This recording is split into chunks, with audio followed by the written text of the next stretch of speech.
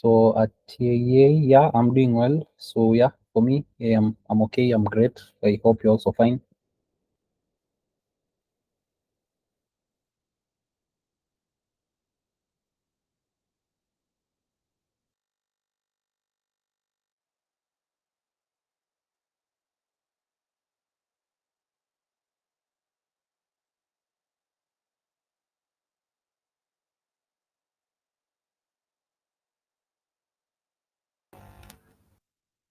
Okay, so it's about it's 5 minutes past the starting time. I don't know the exact time in Kabul, but I also hope it's around evening hours and you guys are at home. So, yeah, welcome to the session today. Before we begin, probably I'd like each and every person on the call to just type on the chat box how they are feeling or how they are. So, if you're doing good, just type on the chat box that you're doing okay so that we can know you're safe and you're doing well before we dive into what we're supposed to be covering today.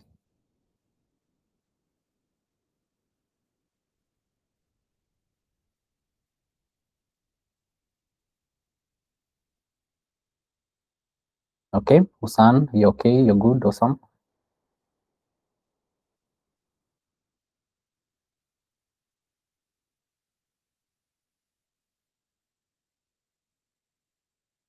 If you're unable probably to type, you can give me a thumbs up. I'll know that you're okay.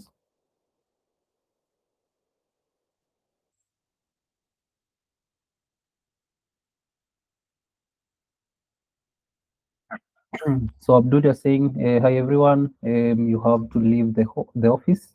Unfortunately, this time is not does not work well for you.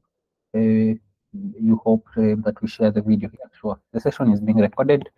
The video will be available for you. Okay, so yeah, I'm very happy that most of us are doing well. Most of us are doing okay, and each and every person is doing well. So today we are going to be proceeding with what we were covering last time. So we're still tackling the project management cycle. Today we'll mark we're going to go through the last phase of that specific cycle. Then after that, you will have already covered the full cycle of the project management phases. So without much or without due ado, so I'll just proceed to what we are supposed to be covering. So meeting expectations, we all know what we're supposed to do. The usual: be present, be critical, be curious, ask questions whenever something is not clear. Um, Mute yourself when you're not speaking, have your video on when you're speaking. So yeah, today we don't have an icebreaker, so I'll just dive right into the lesson objectives that we have for today. So by the end of this session, technically, you should be able to know what project closure is. As we all know, project closure is actually it is the last phase of the project management cycle. So if I hope you guys are aware of this, but we've gone through the first four. Maybe someone who is willing to tell us the first four phases can just unmute and tell us what the phases are.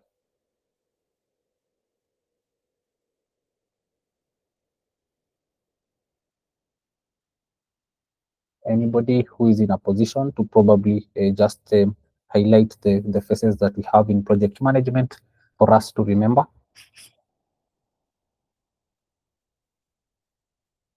Okay, no worry.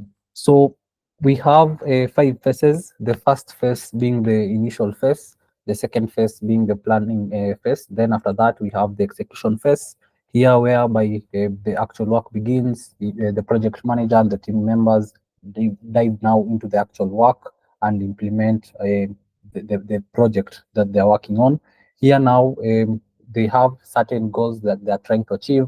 They have certain initiatives that they are following through to achieve those specific goals, and those goals will be monitored now in the fourth stage, which is now the monitoring and controlling phase. So here, you as a project manager, you're supposed to monitor and weigh the progress of the project. You're supposed to hold people accountable on their tasks or the tasks that they were supposed to make to work on, or the features they were supposed to make per se.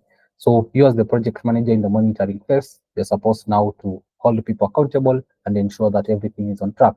In this specific phase also, you might find issues. There will be report. You will have to report some issues to the stakeholders. So there will be a reporting stage also at this specific phase. Then after that, now we have now the last phase, which we are now going to be looking at today, which is project closure. So for project closure, this phase basically just ensures that the project is formally completed. So it marks the end of the cycle of our the end of the cycle of the end of the project management cycle per se. So this now will act as our last phase, and you're going to see some of the things that you need to do in this specific phase as a project manager, just to ensure that the project is completed as planned. So here you just check the final deliverables. You just also document if there's some documentations to be done. You also just seek for approvals from the right team. If you'll need approvals also. So basically, all that happens in the project closure phase. Now, we're also going to be looking at collaboration in project management. So for collaboration, we all know that collaboration is key in project management, in that you're never going to be working alone. You're always going to be managing a certain team that is working tirelessly to just achieve a certain goal. So remember, collaboration is key, and it's actually one of the important aspects in project management. So after communication, we have collaboration. So I really believe in collaboration, in that it makes work easier. It makes probably a huge task. It makes people maybe work together to achieve something huge at the end. So yeah, collaboration is really important in project management. So how to set a project team? We're also going to be looking at that. You need to know how to set up proper team. You need to know how to manage that specific team. You also need to know how to assign different tasks to each and every individual in the team, because in the long run, all you need is results. You only need to achieve the results that the external stakeholders expect you to achieve. So with a proper team, with a well-equipped team, with a well-skilled team, you're going to achieve this in the long run. Then after that, you're also going to be looking at the project monitoring types. But yeah, if time doesn't allow, we will have a look at that probably some other time. So any questions regarding what you're going to be covering today before probably we dive into it?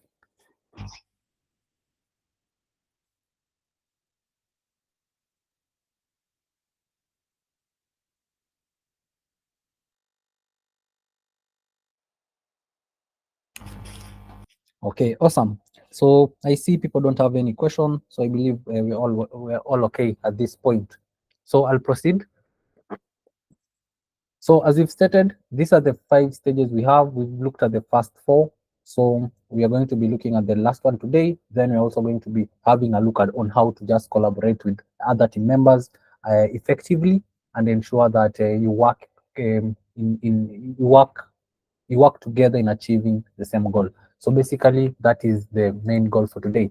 So this is our project life cycle, as we had looked at it earlier in the previous sessions.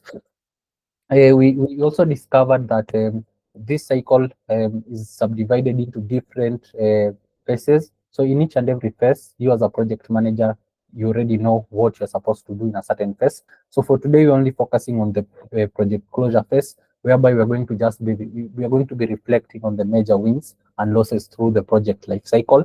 We're also going to be checking or ensuring that all the deliverables that were stated earlier in the planning phase have been met. So this is just like a handover phase per se. We're also going to provide an opportunity for team reflection and discussions. So you as a team, you as a product owner, you as a product manager, you will always know the weakness of your team. You will always know what they need to improve on. So at the end of the project, it's really good to just reflect on how you guys have performed, what you did well, what you also did not do well. It's also good to just appreciate those employees that have probably done a good job. So yeah, you don't need to probably give them a big reward per se, but you just need to ensure that they feel appreciated. Yeah, for this specific phase, we're also going to be seeing how to celebrate small wins, your employees' small wins, your team members' small wins as we proceed. So I hope we are together and that there are no other questions. So the closure phase per se. So here, the closure phase is the final stage of project management, where everything, including what went wrong and what went right, all through the process is summed up.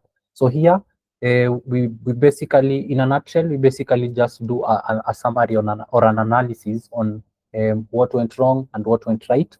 Definitely, as we said earlier in the beginning of the project life cycle, we had mentioned that you are going to encounter certain issues as a project manager. So this means that not everything will be going well for you.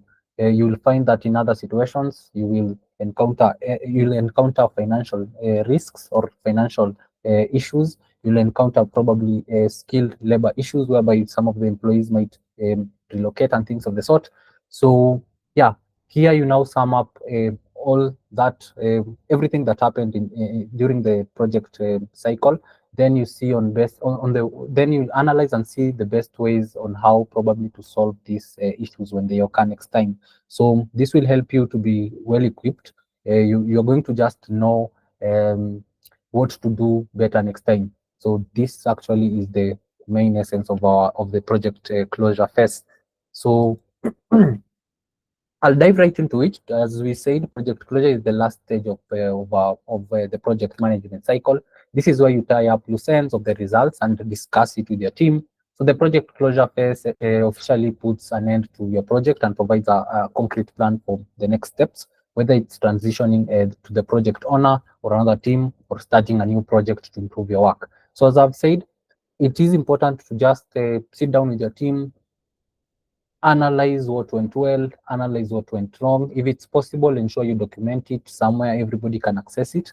I took you guys, I believe, through Asana. You can use that. Just ensure that it is in a central place whereby each and every person can just go through and refer when need be. So yeah, it doesn't mean probably when the project closure phase will happen at the end of the project. You'll find sometimes probably you need to hand this specific project to a different team so that you can focus on something else or something of the sort. So when it comes to that specific point, you also need to actionate the project closure phase. Even if you guys were not there yet, probably you had not done the project to completion, and yeah, you need to shift to another project or you need to shift to another team. So at this point, you as a project owner, you initialize the project closure phase, then hand over the project to the other team before now proceeding with the other agendas. So this is what probably the project closure phase entails. So the key aspects of the project closure phase, we have running final tests to make sure the project deliverables are met. So here you ensure you just run tests. So I'll give an example of the usual. I'll give a scenario from the usual example I normally give you guys, the HMIS system. So for the hospital management system, basically what happens after the completion of that specific project, you need to first of all have a dry run. I don't know if you guys know what a dry run is. If you know what a dry run is, give me a thumbs up.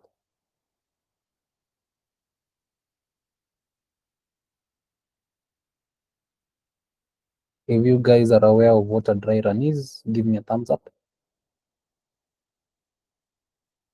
If you don't know what that is, give me a thumbs down.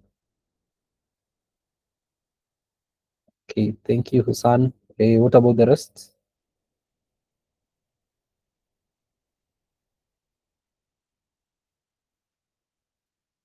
Okay, so when I talk about a dry run is basically a replica of okay, I'll give an example this way. Let's say you're building an HMI system, you're building a hospital management system, you're done with the system. You need to first of all test whether the system works perfectly before now actually using it on actual patients. So you're going to be having someone as a dummy patient go through the whole process from the entry of the hospital. They'll go to triage, they'll go to probably the doctor's office. Then after that, they'll go to pharmacy, they'll pick the drugs, then they'll be released or they'll be allowed to go home. So in that specific process, you're supposed to, first of all, before launching your product or your application to the actual users, you're first of all supposed to test it with dummy people or with dummy data. So that is what we refer to as a dry run. So here you're supposed to actually just ensure you do a lot of dry runs just to ensure that the product works as it should. When doing the dry runs, the respective users should be the actual people who are taking the patients. If it's a HMI system, the respective staff members are the ones, or the respective product users are the ones who are supposed to be actually doing that specific task. Not you as a project manager, not you as a probably developer, or if you're leading a team of developers, your team shouldn't be responsible for running the dry runs.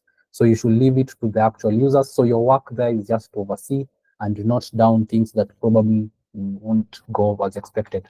So yeah, that is actually what we mean by the dry run. So I hope we are together now.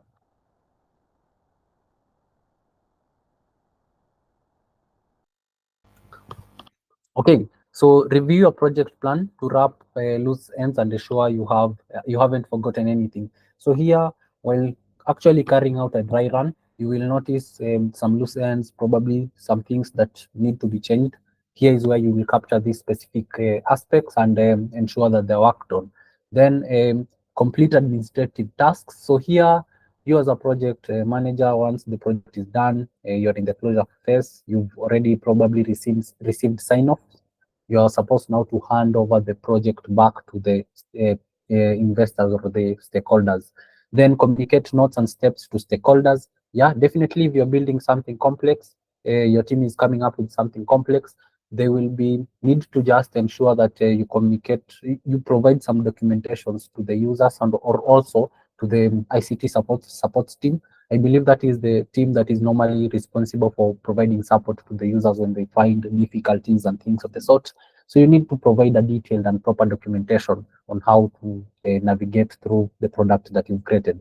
Then hold a project post-mortem meeting to review lessons learned and give your team a chance to provide feedback and adjust their processes. So here, you just hold a meeting with your team, review what went well, review what did not go well also. Then you also just provide, you're also required to give your team members a leeway to also provide feedback to you so that you can also know where to improve on yourself. So that's why feedback is really important. If you hear me asking you guys how was the session, how did the session go, just know we also just trying to better the process. So calculate a final report, circulate a final report that outlines how your project performed relative to its goals. So here, this is your work. You as a project manager, you're supposed to just formulate a report, see how you performed, weigh yourself. You can give yourself a score.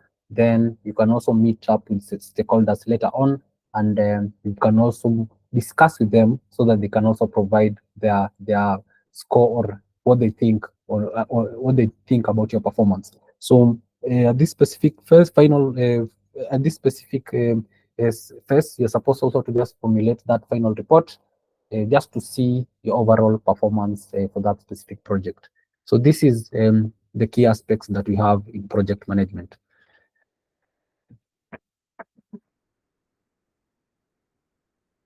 Following about that, so that marks the end of our project management life cycle. So I don't know if we have any questions regarding the life cycles, the four phases that we have in the life cycle. So I'll pause there for I think a second for you guys to ask any question, because now this marks the end of the project management cycle. We're now going to be moving to how to collaboration, to the collaboration bit. Then after that, we are going to be moving to agile, and that will mark the end of our program. If we are together, give me a thumbs up.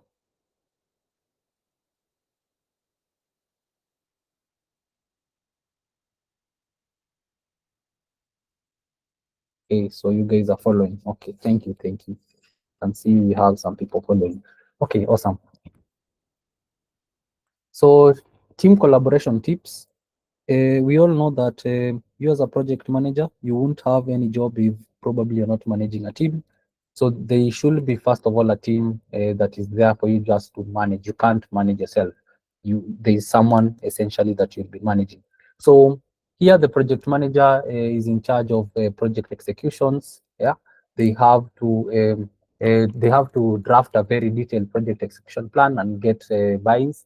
They must oversee probably the communications that we have, and at the end of the day, they should also ensure that the project comes to success. So the importance of collaboration in project management. So collaboration is important for two main reasons. Internal team collaboration increases productivity. This is actually, you can understand this. It's basically when you collaborate as a team and work to achieve something as a team, it is simpler than working by yourself. So this now increases the productivity. So when you work as a team, productivity also increases. Then another important reason of collaboration, collaborating with external stakeholders increases innovation. So when you're collaborating with different companies, so essentially, let's say you're working for one organization and you probably reach out to someone working in a different organization and inquire probably how they handled a certain task.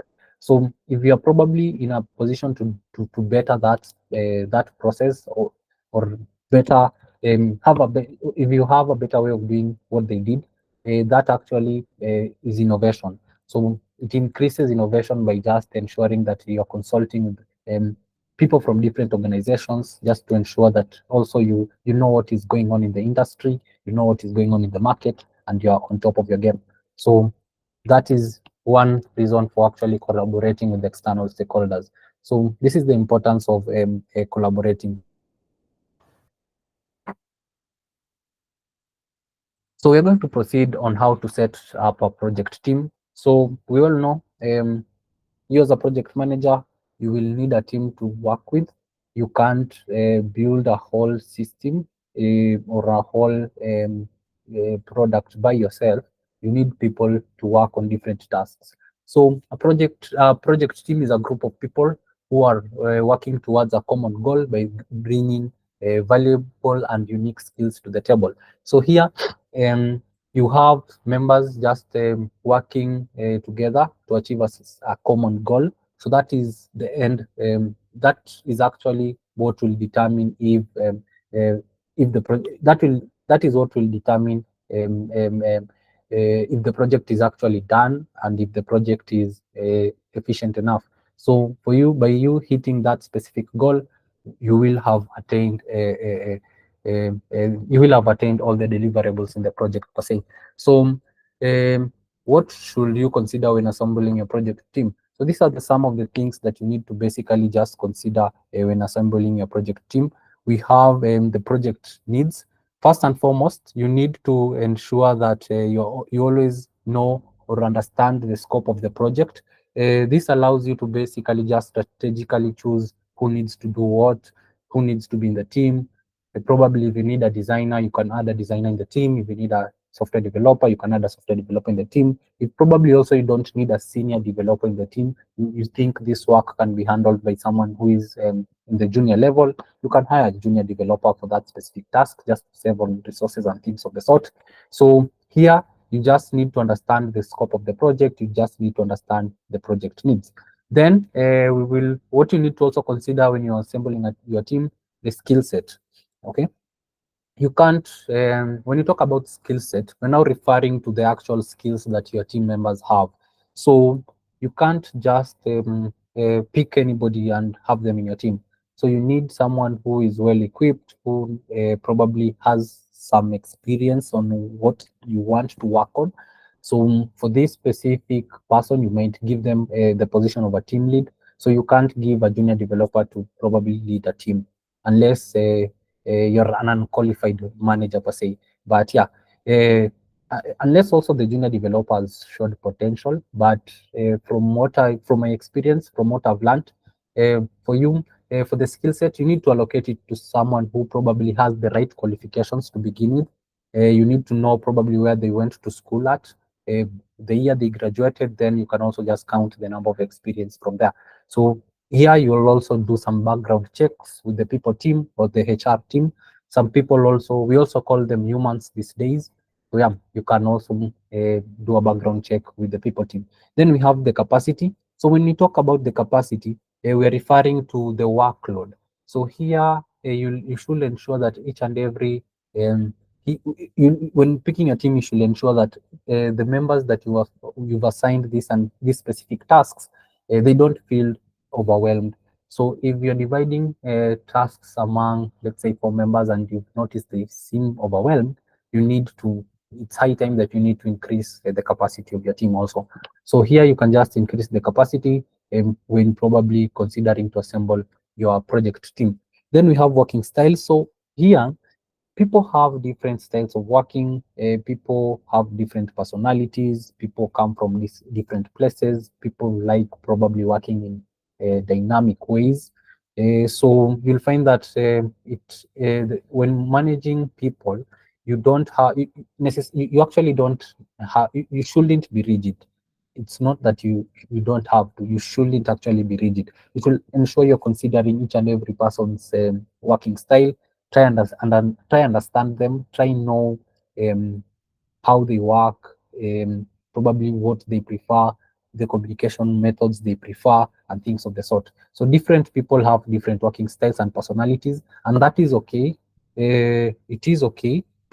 You as a project manager can have probably you can have endpoints whereby they don't need to cross that bit, but yeah, you should definitely ensure you're considering the personalities.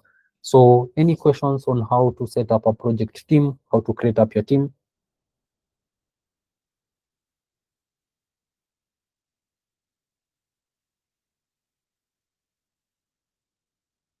Okay, awesome. So I'll proceed. So what makes us a successful project team? So how do you end up with a very successful project team? Okay, what do you do to just ensure that you have a successful team? Sorry about this. So for you to have a successful team or a strong team, basically, you need to have a strong team leadership. First and foremost, you as the leader, you are supposed to have really strong team leadership skills because every team needs a leader who can bring out their best in that team members. So it doesn't matter how, whichever way you bring the best. You might be a manager who likes to go hard on people. Yeah, at this point, I have no issue with that. As long as you achieve that specific goal that you want, or your team members achieve that specific goal that you want, you can always ensure that you're hard on them a little bit. But yeah, ensure also you're following the rules. We have rules that govern how people work in workplaces. But yeah, ensure you lead by you lead by example, and ensure that you're a strong leader per se. So what makes also the project team successful is having clear goals and purpose. So at the start of the project, if you have clear goals and purpose for each and every team member, you'll notice that the project, you'll have a very successful team. People will know probably what to work on at what specific time, because at most instances, you'll find that a certain feature that is being worked on by one person uh, is being weighted upon by another person so that they can actually do their task. So having clear goals and purpose and timelines on when something should be delivered, when something should have been done is really, really, really important in this project management field per se. Then standardized operating procedures. So here, as I said, you need to just ensure that when conflicts arises or a task needs to be assigned to teams, they need to know about it, they need to actionate on it. Probably you're also going to be doing follow-ups with them. Probably you want to be on their toes a little bit. You can also just ensure that it is standardized and you're operating within the policies and procedures. Then we have diversity. Diversity here we talk about a strong a strong, basically here now we refer to the skill set of our team members and us. So for diversity, uh, here your team members should have diverse skills. They should ensure that probably you should ensure you're picking a team that has a team a team that has different skill sets per se. So you can't have a team of 6 people and probably they can do the same thing, all of them. So I'd rather you have 6 people with different set of skills that they can bring towards the project, and they'll help the project be a success. Then we have bonding time. Ensure you bond with your team. Ensure you maybe go somewhere, have fun once in a while, to ensure that probably the team also feels appreciated, and that, yeah, you understand each and every member of your team. So that now is bonding time. Then I'll move now to tips of effective team management. So here, when you talk about effective team management, here we are now referring to you as a manager, essentially. So you as a manager, first of all, you need to lead by example. So different people have different habits. So you should always just ensure you're leading by example, leading from the front. If there is something that you need them to do, first of all, ensure they understand what they need to do. And yeah, you can also just ensure that you start it off for them and leave it for them to follow through. So that's what we refer to when we talk about lead by example. Okay.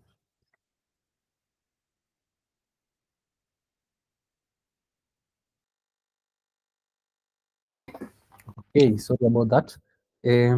We are going to proceed. So find your early adopters. So here, when you talk about just finding your early adopters, it means basically find a team that is enthusiastic about the project.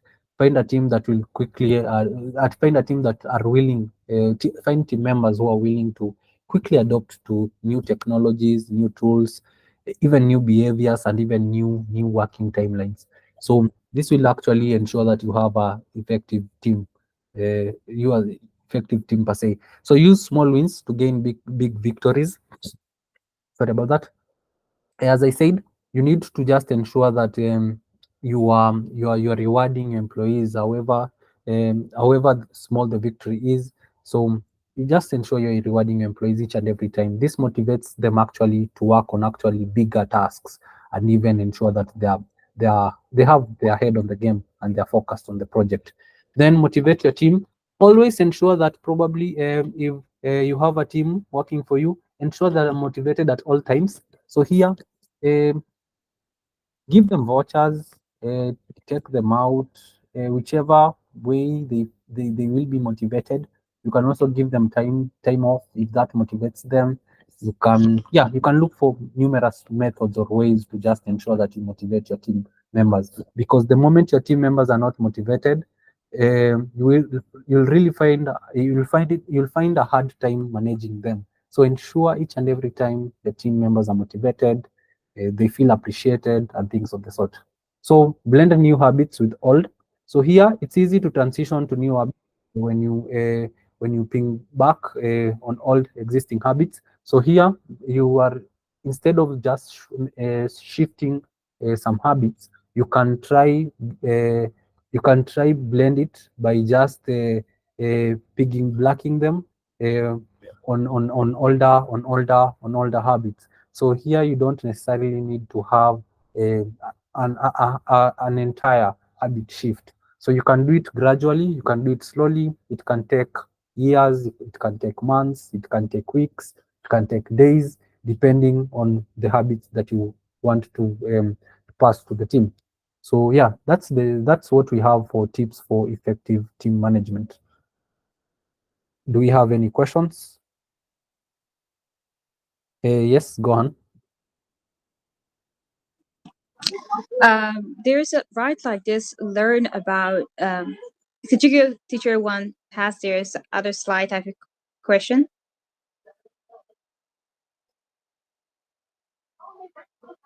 Yes, here like lead by example.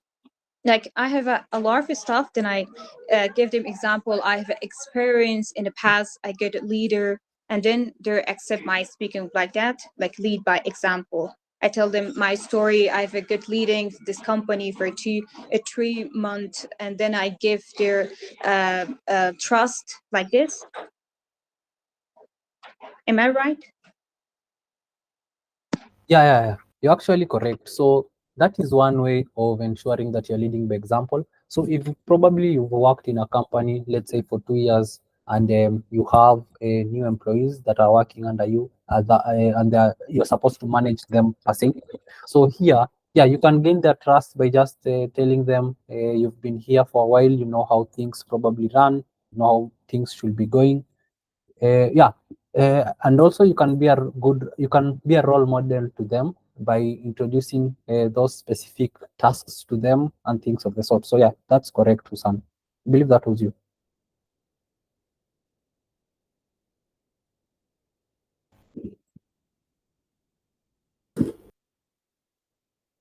Okay, so how to create a collaborative work environment. So here, remember, you're working with people from different backgrounds, different religion, probably also different educational background also. So it is good to just learn about one another. So find time to just talk about things that are also not work or project related. You can ask your team members about their hobbies, their holidays, their weather, their entertainment, and so on. This also, you can just, before the beginning of every meeting, you can use an icebreaker to just ease the room or the meeting you are about to handle by just ensuring you use icebreakers to learn about each other. So yeah, I believe we had some icebreakers in the previous session. I got to learn that some of you love reading books, some of you like going to vacations and things of the sort. So yeah, it's a good way to just learn about one another. Then embrace different learning and communication styles. So here, some cultures are more direct, while others prefer to stay in the background until asked for an opinion. So you'll find that you should learn to actually just to learn to just communicate with your team members in different styles. You'll find that some team members are outgoing. They'll shout out their opinion, even if it's great or not. They're willing to just echo what they know. But you'll find also other team members, they actually have the correct answer to what you're, or the correct solution to the problem that you're having, but they will be reserved probably because I don't know, but yeah, you can reach out to them at each and every time, and yeah, they can be helpful. So just learn the different communication styles of your team members.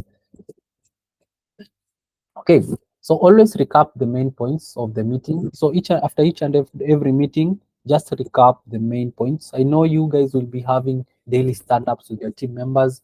It might be daily stand-ups, it might be weekly stand-ups. So at the end of that specific meeting, ensure you are just ensuring that you recap the important details or the important points. And also, if there were tasks allocated to individual people, you can also just recap on that or echo that. Then get everybody involved. So here, uh, ensure that everybody is involved in a feature or a certain aspect of the project.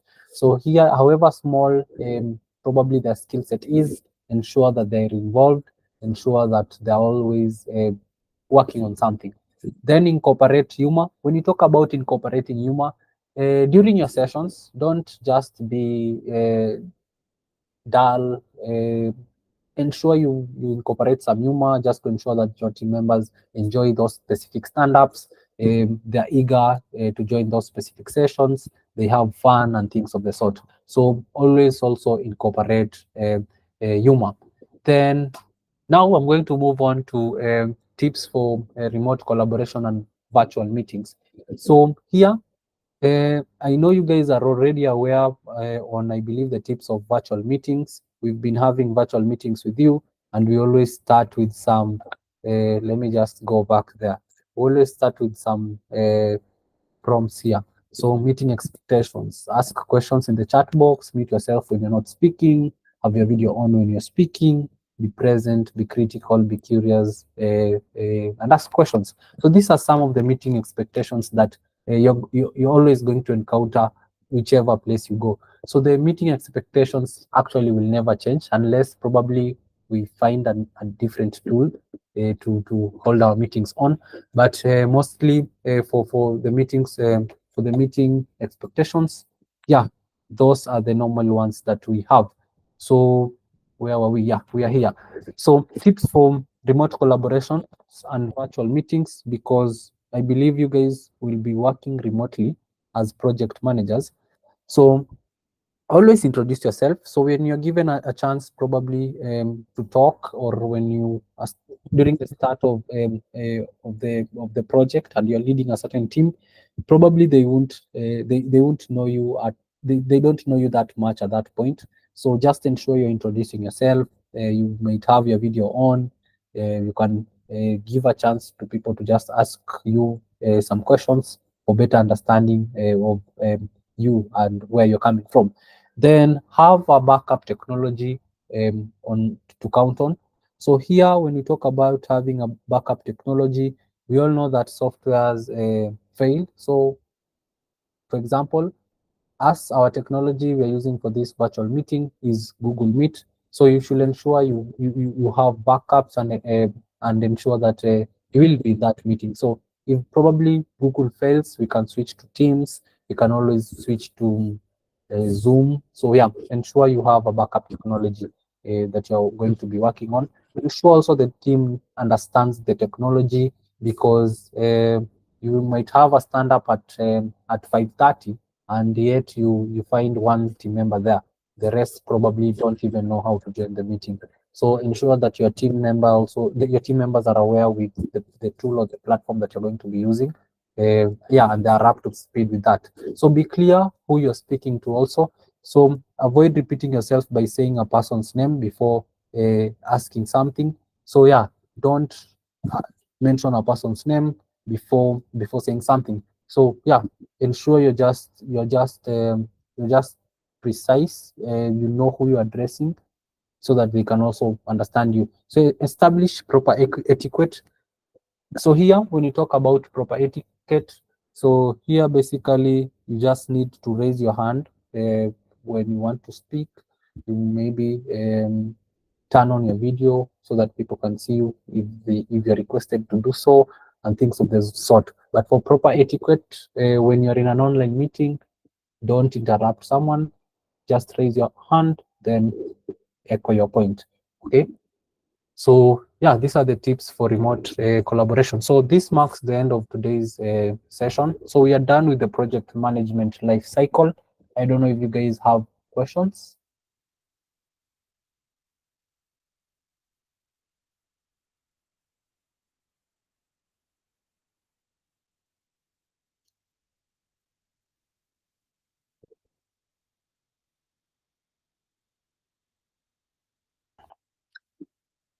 Okay, so people don't have questions. I hope that you guys are following through and you understand what you're going through. So this marks the end of the project life cycle. You guys will have a project, if not next week, but the other week. So we have 2 more sessions with you guys. So next week will be the last session. Then after that, you guys will have a project to handle. For that specific project, I expect that you follow the project management life cycle, ensure that all these are met.